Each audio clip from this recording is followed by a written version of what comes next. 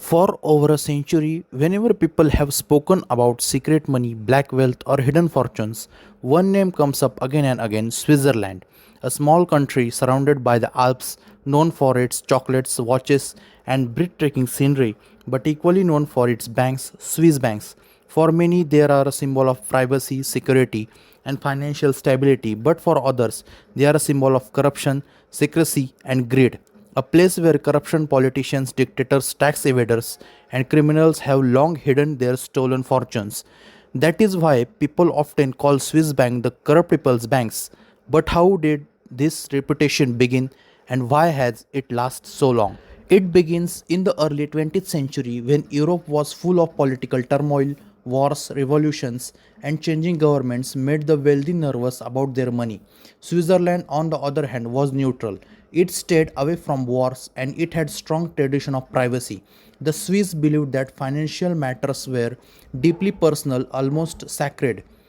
Out of this culture grew a law that would change everything. In 1934, Switzerland passed the banking secrecy law.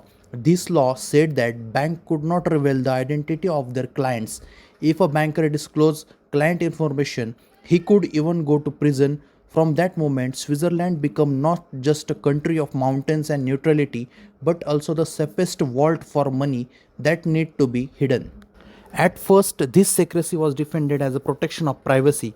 Ordinary people used it to refugees from Nazi Germany, people fleeing war, and businessmen afraid of political chaos in their countries saw Swiss banks as a sanctuary.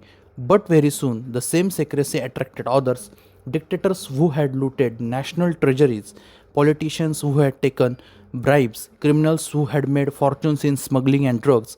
For them, Switzerland was perfect. No one asked questions, no one shared information. Money could be stored under a number, not even under a name. A dictator in Africa, a mafia boss in Europe, a tax cheat in Asia, they all saw Switzerland as their banker. As the time passed, stories began to leak. It became known that during World War II, Swiss banks had accepted gold looted by the Nazis, some of it taken from Jewish victims. After the war, Jewish families tried to reclaim their relative deposits, but the banks made it incredibly difficult, hiding behind secrecy laws. This dark chapter showed the world how Swiss secrecy, once meant to protect the weak, was now protecting the powerful and the corrupt. And yet, the flow of money did not stop. In fact, it grew. In the 1970s and 80s, leaders from Asia, Africa, and Latin America, many accused to stealing billions from their own people, all had secret accounts in Switzerland. Names like Ferdinand Marcos of the Philippines or Sani Abacha of Nigerian become symbol of corruption. To the outside world, Switzerland presented an image of honesty and precision, watchmaking, punctual trains, peaceful neutrality, but beneath that image by walls of secrecy where billions of dollars of questionable money were kept. For corrupt people, Swiss banks were not just convenient, they were ideal. No taxes, no questions, no accountability. In their home countries, people struggled with poverty, hunger, and broken infrastructure, while their leaders' fortunes quietly sat in Zurich and Geneva earning interest. This is why critics began to call Swiss banks the corrupt people's banks, because the money that should have built schools, hospitals, and roads in developing nations was instead locked away in the Swiss Alps. Over the years, journalists, activists, and governments tried to expose this system.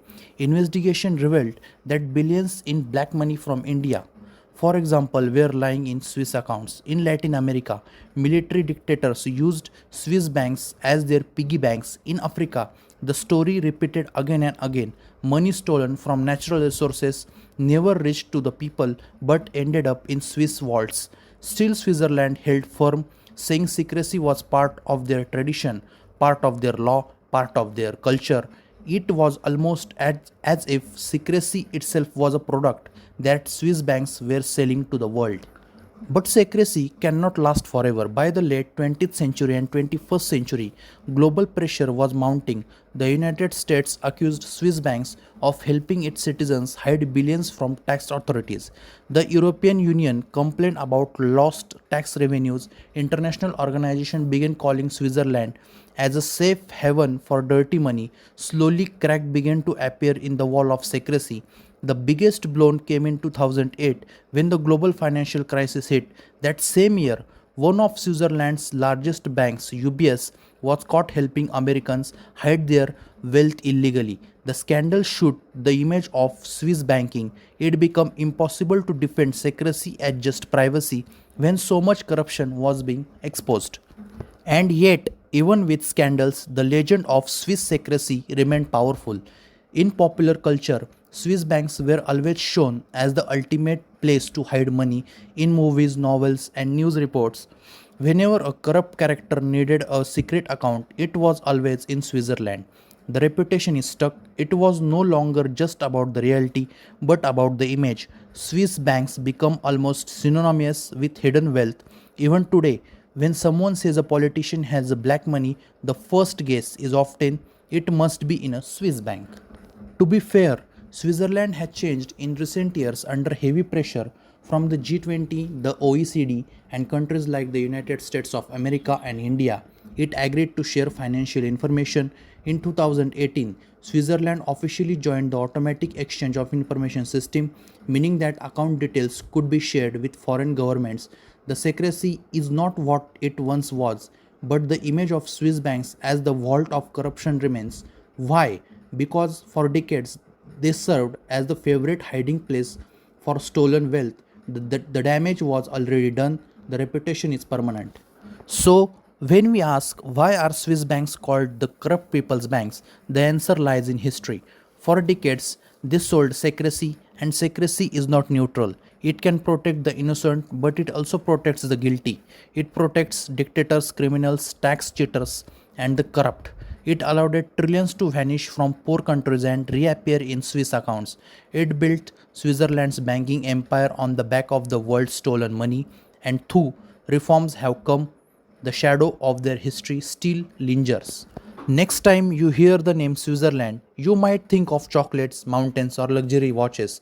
But remember, for most of the 20th century, it was also the beating heart of financial secrecy, a sanctuary for the corrupt, and that is why, in the eyes of many, Swiss banks will forever remain the corrupt people's bank.